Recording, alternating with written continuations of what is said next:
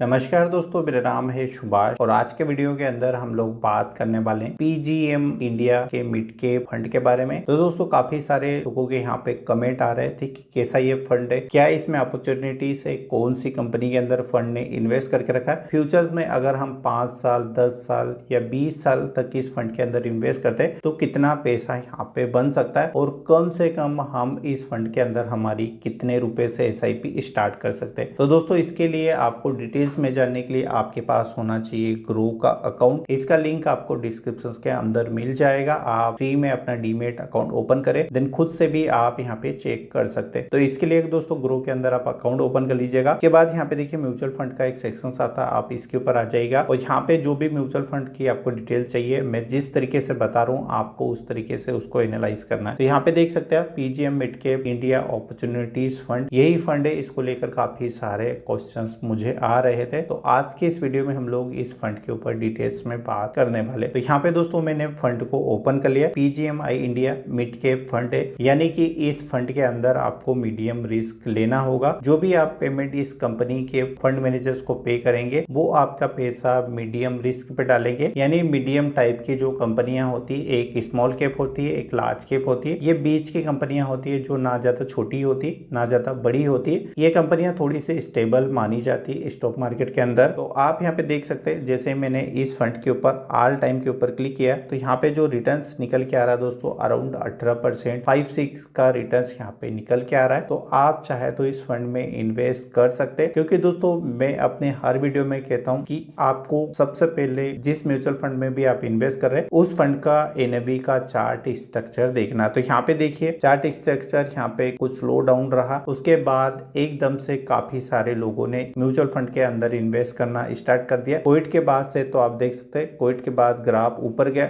उसके बाद यहाँ पे मार्केट थोड़ा सा वॉलेटाइल हुआ यानी नीचे आया। के बाद जैसे ही मार्केट ऊपर गया फंड फिर से ऊपर गया, फिर से मार्केट नीचे आया, फंड ऊपर गया और यहाँ पे देखिए आप यहाँ पे सपोर्ट लगा हुआ है। जैसे ही सपोर्ट तोड़ेगा तो मार्केट यहाँ पे अप की तरफ जाने के लिए मूव कर रहा है, यानी फंड बिल्कुल परफेक्ट है। इस फंड के अंदर ऐसी कोई भी दिक्कत नहीं है कि जिससे आप यहाँ पे सोचे कि भाई हमें लॉस हो सकता है। बट आपको फंड का यहाँ पे साइकिल समझना होगा दोस्तों। काफी सारे लोग यहाँ पे इरिटेट होने लगते हैं, उसका भी मैं रीजन बता देता हूँ। दोस्तों मेरी बात बिल्कुल ध्यान से सुनिएगा, कोई भी फंड हमेशा ऊपर नहीं जाएगा और कोई भी फंड हमेशा नीचे नहीं आएगा। तो जो यहाँ पे आप पैसा देते हैं फंड मैनेजर्स को, वो उन कंपनियों के अंदर लगाते हैं जो मिड कैप कैटेगरी की होती है। तो दोस्तों हर कंपनी रोज तो नहीं बढ़ सकती, तो कुछ टाइम वो बढ़ेगी, उसके बाद थोड़ा सा करेक्शन देगी, देन अगेन जैसे ही कंपनी का balance quarter on quarter update होता है उसके परफॉर्मेंस के हिसाब से कंपनी यहाँ पे परफॉर्मेंस करती है। जैसे ही आपकी कंपनियां परफॉर्मेंस करेगी वैसे ही आपका म्यूचुअल फंड परफॉर्मेंस करेगा। तो कभी भी आप किसी भी म्यूचुअल फंड के अंदर आपने उनको बाय करके रखा है तो आपको अपनी एसआईपी कभी भी स्कीप नहीं करनी। अगर आप एसआईपी स्कीप करते हैं तो ये आपकी लाइफ की सबसे बड़ी गलती हो आपके फाइनेंशियल करियर के अंदर। तो आपको हमेशा अपनी एसआईपी को कभी भी स्कीप नहीं करना। इसलिए हम हमारे हर वीडियो में कहते रहते हैं कि आप हमेशा एसआईपी के ऊपर ज्यादा फोकस करें, ना कि लमसम के ऊपर। अगर आपको आइडिया है तो आप लमसम में जाए, अगर आपको आइडिया नहीं है म्यूचुअल फंड के बारे में तो मैं पर्सनली आपसे रिक्वेस्ट करूंगा कि आप एसआईपी के अंदर जाए, यही से आपका पैसा अच्छा ठीक ठाक बन जाएगा। वो भी मैं आपको भी समझाऊंगा कैसे आपका यहाँ पे पैसा ग्रो करता है। तो यहाँ पे ऑल टाइम के ऊपर हमने देखा कि 18% का इस फंड ने रिटर्न निकाल के दिया। जिन लोगों ने यहाँ पे 5 साल के अंदर इन्वेस्ट किया, जिन्होंने 5 साल इन्वेस्ट करते हो गए, उनको यहाँ पे अराउंड 20% के समथिंग रिटर्न मिला। और जिन लोगों ने यहाँ पे इस फंड के अंदर 3 साल में इन्वेस्ट किया, यानी कोरोना पेंडेमिक के बाद इन्वेस्ट किया, तो उनको काफी अच्छा रिटर्न मिला। 3 साल के अंदर उन्हें 42% का यहाँ पे रिटर्न मिल गया। इसके बाद जिन लोगों ने 1 साल के लिए यहाँ पे इन्वेस्ट किया उन्हें 17%, जिन्होंने 6 महीने के लिए इन्वेस्ट किया उनका यहाँ पे नेगेटिव जा रहा। तो मैंने आपको बताया था कि ऐसा क्यों होता है, तो आपको उस चीज को ध्यान में रखना। के बाद जिन लोगों ने 1 महीने के अंदर में इन्वेस्ट किया उनको 6.89% का यहाँ पे रिटर्न मिला। तो दोस्तों ये साइकिल रहती है, तो आपको जब भी इन्वेस्ट करना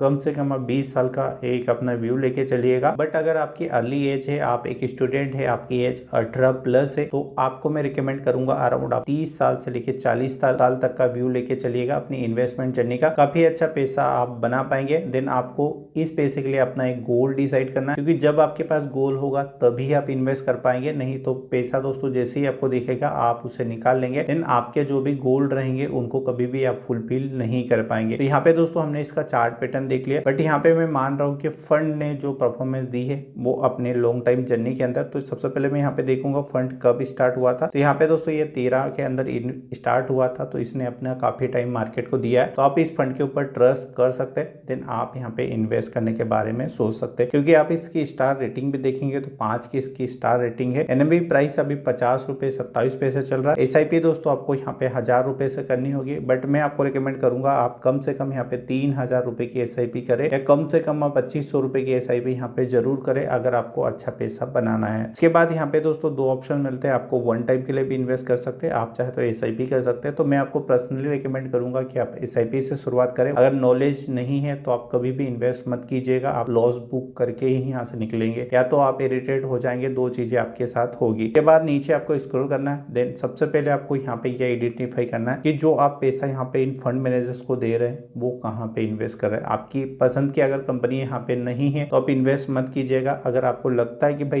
इस फंड के अंदर मेरी पसंदीदा कंपनी है तो आप पर्टिकुलर इन्वेस्ट कर लीजिएगा। तो आपको ये कैसे देखना है, यहाँ पे देखिए आप होल्डिंग के ऊपर क्लिक कर लीजिएगा। जैसे आप होल्डिंग के ऊपर क्लिक करेंगे तो यहाँ पे जो भी कंपनियां रहेगी आप उनको देख सकते हैं, कौन कौन सी कंपनी के अंदर आपका पैसा लगा हुआ है। सी ऑल होल्डिंग के ऊपर क्लिक करके सारी 70 की 70 कंपनियां आप यहाँ पे देख सकते हैं। हर कंपनी के सामने आप देखेंगे तो यहाँ पे इसका एक एरिया रहता है, जैसे 1.2% यानी कितने परसेंट का स्टेक ये लोग आपके लिए बाय कर रहे हैं। तो यहाँ पे काफी जो मेन इन्वेस्टमेंट किया है वो आपको स्टार्टिंग में मिल जाएगा, यानी कि सबसे ज्यादा भरोसा इन्होंने किसके ऊपर दिखा है। यहाँ पे मेनली 3-4 कंपनी है, जैसे जुबिलेंट फूडवर्क यानी कि जो डोमिनोज का पिज्जा आप देखते हैं, ये कंपनी उसको पूरे एशिया के अंदर कंट्रोल करती है। इसके बाद नवीन फोरोक्लीन है दोस्तों, ये केमिकल इंडस्ट्रीज के अंदर काफी बड़ा नाम है। ओलोपेक्स मिल करके ये कपड़े के अंदर इनका भी अच्छा नाम है। इंद्रप्रस्थ केस ये भी अच्छी कंपनी है। उसके बाद ट्यूब इन्वेस्टमेंट इंडिया ये भी अच्छी है। प्रेसिडेंट सिस्टम ये आईटी की कंपनी है। ऐसे काफी सारी कंपनियां हैं जो आपको अच्छा फ्यूचर में ग्रोथ ऑप्शन दे सकती है। अभी आपको यहाँ पे इंडस्ट्री एनालाइज का एक ऑप्शन मिल जाता है दोस्तों, वो भी आपको एनालाइज कर लेना है। तो यहाँ पे वो कैसे देखना है आपको ग्राफ, किस सेक्टर में आपका कितना पैसा गया। तो यहाँ पे देखिए होल्डिंग एनालिसिस का ऑप्शन आता है। जैसे आप होल्डिंग एनालिसिस के ऊपर क्लिक करेंगे तो मेनली इन्होंने 4 जगह इन्वेस्ट किया है। अब वो 4 जगह कौन सी है, तो देखिए यहाँ सबसे ज्यादा फाइनेंशियल मार्केट के अंदर इन्होंने इन्वेस्ट किया। सेकेंडली इन्होंने ऑटोमोबाइल इंडस्ट्रीज के अंदर इन्वेस्ट किया। उसके बाद कैपिटल गुड्स के अंदर, हेल्थ केयर और सर्विस सेक्टर, देन अदर के ऊपर इन्होंने ज्यादा भरोसा दिखा है। केमिकल में भी आप देख सकते हैं 8.6 की यहाँ पे इन्होंने इन्वेस्टमेंट करके रखा है। तो इस तरीके से आप होल्डिंग वेरीफाई कर सकते हैं। के बाद यहाँ पे एक और चीज आती है जिसको आपको देखना चाहिए, जैसे expense ratio, exit load, then taxes. तो ये मेनली पेज होता है जिसके अंदर आपको बारीकी से अपनी नजर रखनी चाहिए। जैसे कि यहाँ पे आप एक्सपेंस रेशो देखेंगे तो यहाँ पे देख सकते हैं 0.43 के एक्सपेंस रेशो है, तो 0.5% आपको देना होगा। स्टाम्प ड्यूटी ऑन इन्वेस्टमेंट, तो ये स्टाम्प ड्यूटी लगेगी। रिटर्न एंड टैक्सेस के बारे में यहाँ पे दिया गया है, तो आप डिटेल्स में पढ़िएगा। नीचे आप थोड़ा सा आएंगे तो यहाँ पे आपको फंड मैनेजमेंट के बारे में लिखा होगा। यहाँ पे आपको व्यू डिटेल्स करना है, देन जो आपके फंड मैनेजर रहेंगे उनके बारे में आपको यहाँ पे डिटेल चीजें पता चल जाएगी, जैसे कि उनका एजुकेशन कितना है, फ्यूचर में वो कहाँ काम करते थे, उन्हें कितने साल का एक्सपीरियंस है इस इंडस्ट्रीज के अंदर, ये सारी चीजें आपको यहाँ पे पता चल जाएगी। ये सारी चीजें हमने पढ़ ली। अभी हम लोग यहाँ पे एक बार बैक करेंगे, देन हम इस फंड को दोबारा से ओपन करेंगे। अभी जैसे ही ओपन करेंगे आपको सबसे पहले ऑल टाइम के ऊपर क्लिक करना है। ऑल टाइम के ऊपर आप देख सकते हैं इन्होंने 18% का रिटर्न निकाल के दिया, तो हम